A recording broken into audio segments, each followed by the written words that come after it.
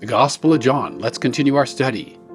We are now in chapter 17. Chapter 17 is that long prayer of the Lord, first for himself, then for the 11, and now in this passage for all of us. This is verses 20 through 23. The Lord Jesus prays for unity for all believers, with all the sorts of possible divisions throughout the ages. This passage is a prayer for unity so that the world will believe the gospel.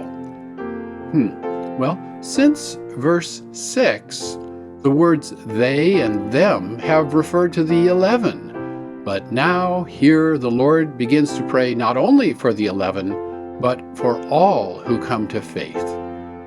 The Lord's vision to reach the whole world is clear, not only in this passage, but also in chapter 10, verse 16, and 11:52, and 12:20 through 26.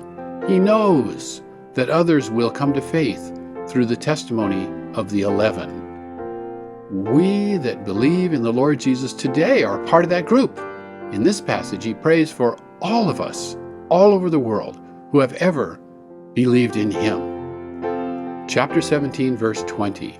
Now I pray not only concerning these, but also concerning those believing in me through their word. And that, by the way, is through their logos. As mentioned above, the Lord expands the scope of his prayer. Here he begins to pray for the 11 and for all who come to believe in him through their word, through their logos. Some would hear their spoken word and believe. Some would read their written word and believe. And others, like us, would believe in him through their written word, but indirectly from generation to generation. As we learned in verse 18, the 11 would be sent out into the world. And we know that their word, their logos, would produce much fruit. As in John 12, here also the Lord is thinking far beyond the present situation. He understood that he would soon become the Lamb of God that takes away the sin of the whole world. And he knew that the good news about his substitutionary, sacrificial death on the cross and his resurrection would be preached. That good news would be preached throughout the world. He knew. We read here that he is now praying also for those believing in him through their word, through their logos, through, we might say, through their testimony. And the theme of testimony was strongly emphasized in the very first chapter of the Gospel of John, especially through the example of John the Baptist, who you might remember is never called John the Baptist in the Gospel of John, but he is John that gives testimony. But all through the Gospel of John, we have seen this theme, testimony. Now here in this prayer, we can begin to realize why that idea has been so important. It is through the testimony of believers, like the 11 here in this passage, that others will believe in him. And now in the 21st century, we can look back and see that the testimony, believe process has been going on for nearly 2,000 years.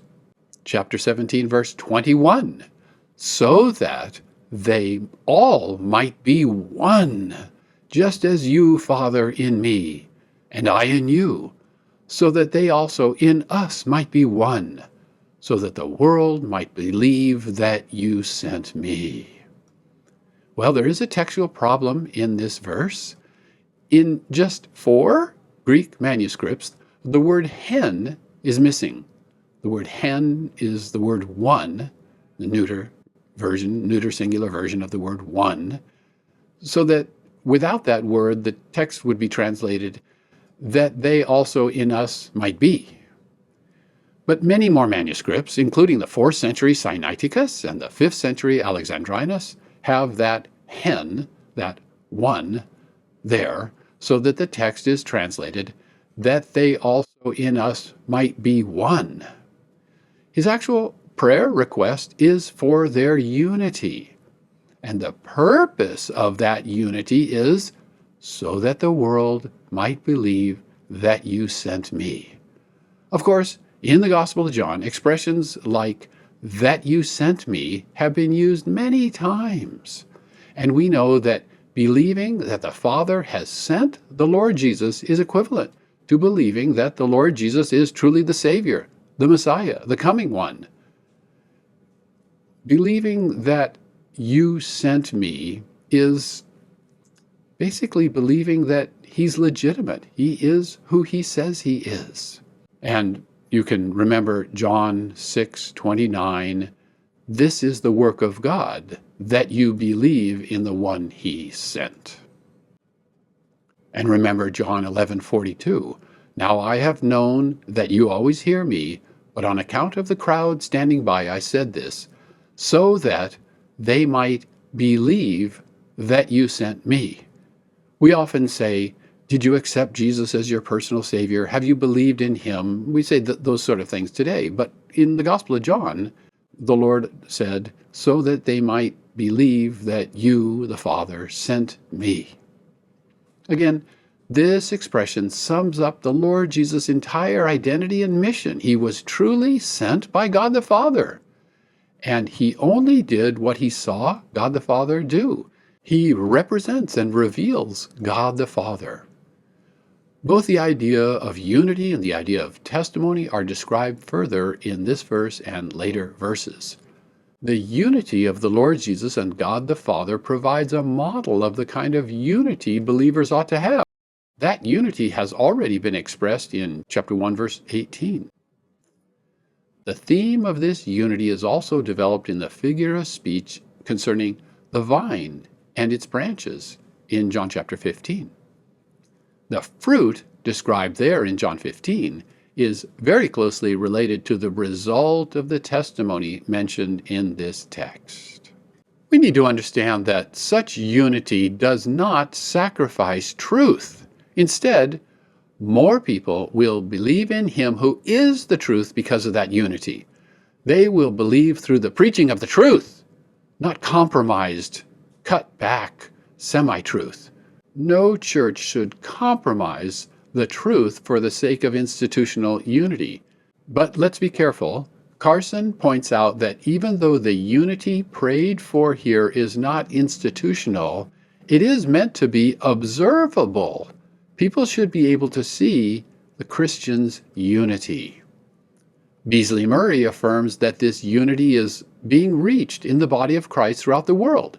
According to Ephesians 2, Jews and Gentiles have been united in Christ and are no longer separated by the law of Moses. And according to Galatians 3:28, there is not Jew or Greek, there is not slave or free, there is not male and female, for you all are one in Christ Jesus. We need to be sure to guard this unity that the Lord has been praying for. We need to be sure that we don't separate ourselves. Oh, they are people, they're that kind of people. We don't like those kind of people, that race or that socioeconomic class, or oh, those kind of people, they're not welcome in our church. Those kind of people, no. Unity is what the Lord prayed for here in this passage. It is quite striking that he says, so that the world might believe that you sent me. This is the only place in the Gospel of John in which the world can actually believe. Of course, we understand that when an individual believes in the Lord Jesus, he or she is delivered from the domain of darkness and transferred to the kingdom of the Son he loves. So we might say that once a person believes, that person is no longer a part of the world. Notice that in the very near context, in verse 23, the Lord repeats this idea with slightly different wording. He says, so that the world might know that you sent me, which know that you sent me is equivalent to believe that you sent me. Chapter 17, verse 22, and the glory which you have given to me, I have given to them, so that they might be one, just as we are one. The glory which you have given to me, I've given to them, and the purpose is so that they might be one. What is the glory mentioned here? As Carson puts it, exactly what is meant by these clauses is much disputed. He says, the glory which you have given me, I have given to them. What is this glory? Well, right here in the text, we know three things about it. The Father gave that glory to the Son. The Son has given that glory to the 11. And that gift of glory helps those he is praying for to be united. We do know those three things about this glory. But what is it more specifically? Well, the commentary writer Michaels says that when in verse 18 the Lord Jesus sent them into the world, and when he sanctified himself, when he set apart himself to the task of the cross, this glory was given to them. So Michaels says, the glory he gives them is the mission on which he has just now sent them, verse 18, continuing his own revelatory mission as those consecrated to that task. So according to Michaels, the glory here is the glorious task of being sent. Morris seems to say something quite similar. According to Morris, well, just as it was the Lord's glory to serve and give his life for others, to take the humble road to the cross, so it is the 11's glory to humbly take up the calling that the Lord is giving them in this passage. Morris puts it so well.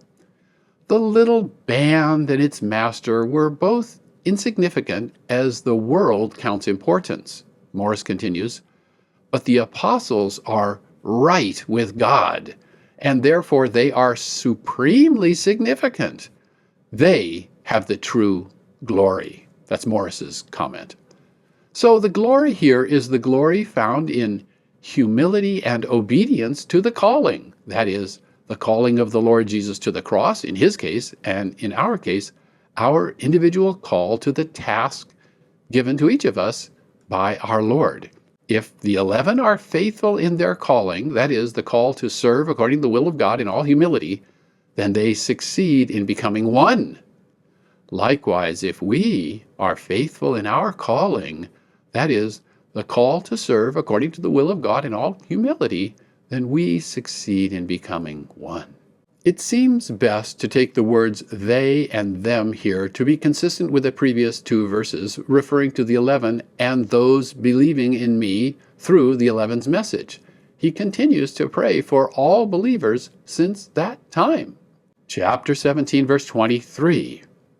I in them and you in me, so that they might be perfected in unity, and so that the world might know that you sent me, and you have loved them, just as you have loved me.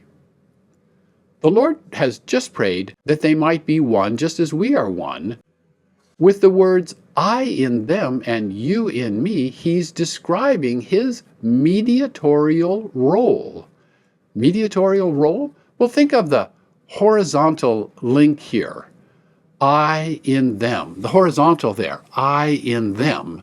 And then think of the vertical link, you in me.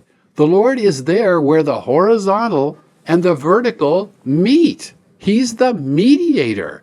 He's fully human, horizontal, and fully divine, the vertical.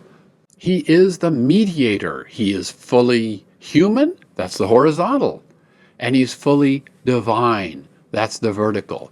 Remember that the eternal Logos, who is God, has become flesh.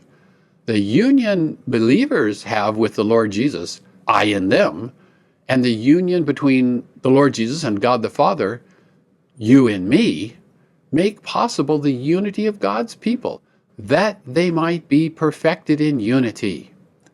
This perfect unity encourages belief in the hearts of unbelievers, namely the world, that God sent the Lord Jesus, as was said in verse 21.